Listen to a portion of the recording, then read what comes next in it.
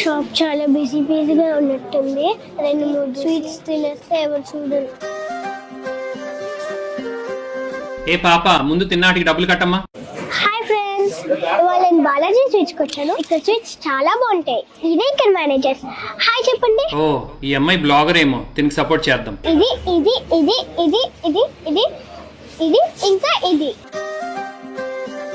Thank you.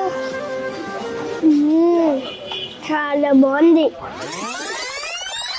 ఇంకా బాగుంది. పాప మా షాప్ గురించి చెప్పు.